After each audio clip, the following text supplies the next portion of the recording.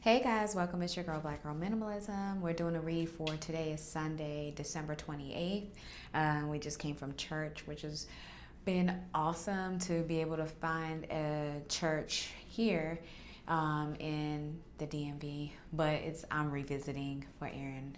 It was her first time. So it was a really good service. So I'm happy to get into this read and see what comes out for us today. We are, 3 days away from the new year. And just looking forward to walking in that space of newness and refreshment and just kind of bringing that energy into what we're going to be reading for. We're going to do a spread of 12 and we're utilizing the Neoteric Feminine Guidebook deck. I've switched from the Clueless deck. We're now back to the Neoteric. So we'll see what comes out for us. Just be clear about the messages and excited to see what comes up. Okay. So we have the Five of Swords that came out. This has to do with disputes, hostility, stress, conflict.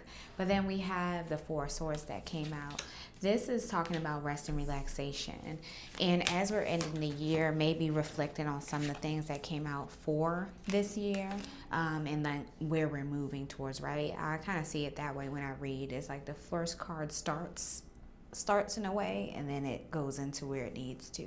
So then the next thing that came up, like I said, the Four of Swords, which has to do with rest and relaxation, peace, sanctuary, recuperation, self-protection, and rejuvenation. This is about a space of like finding your peace and like how you take care of yourself, just your atmosphere. This person is getting a service done, looks like a facial. So however you service yourself, if it's feeling your spirit like we did by going to church, that's an option as well.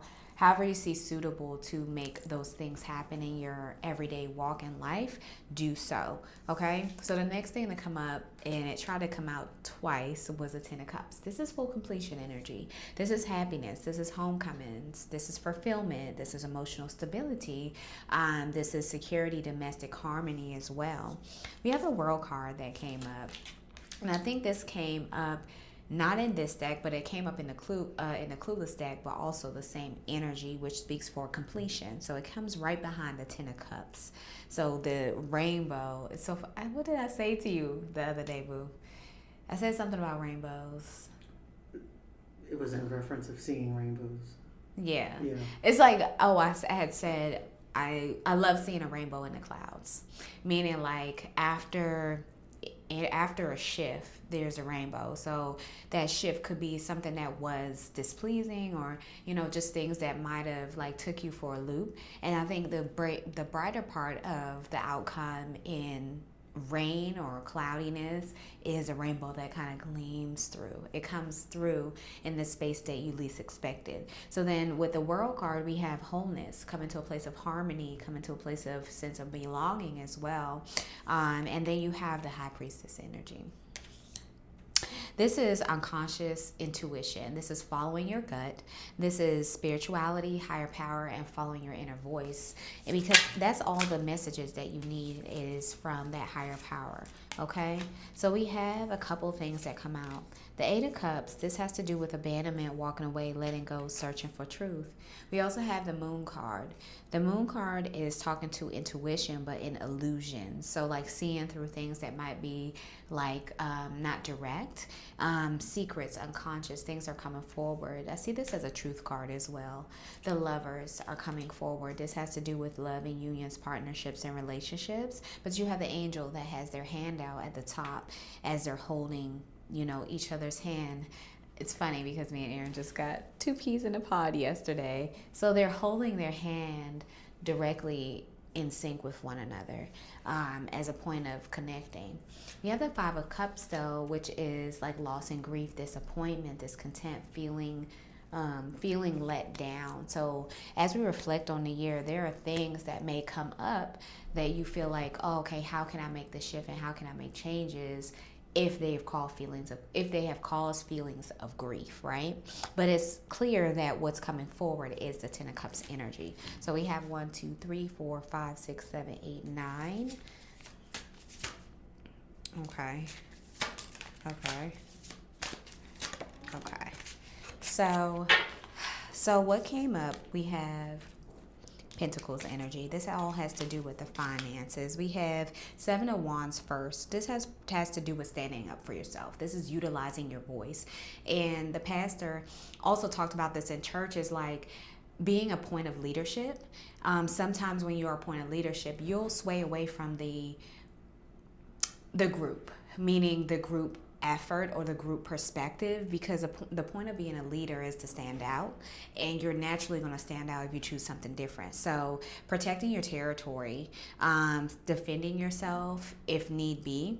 And then we have the King of Pentacles. This has to do with full abundance. You're holding pentacles in hand, which has to do with prosperity, security, ambition, safety. You're feeling safe in the place that you're in right now.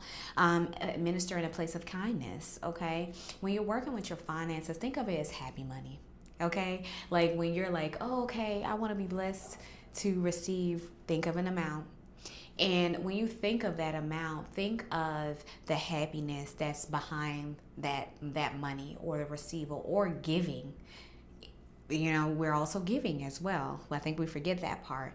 When you're giving, make sure it's happy money, okay? If it's not happy money, it's not an option to give, right? So protectiveness and provision, meaning stewarding over your finances, right? Being in a place where you preserve the place that you're in. He talked about being placed in success and not fumbling it, right? So being cautious of that placement. The next thing that come up is the Knight of Pentacles.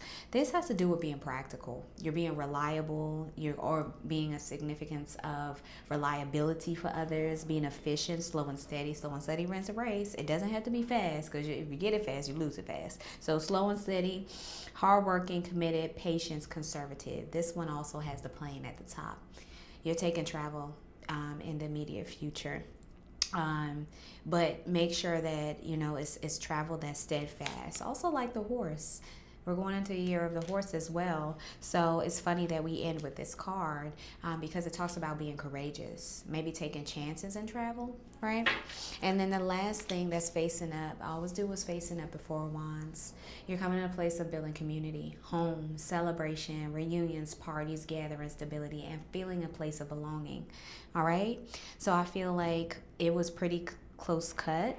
We have a few more days that we'll read into the energy coming into 2026. I hope that you guys had a beautiful day. I hope that you received this reading. I will see you tomorrow. I love you so much. Bye.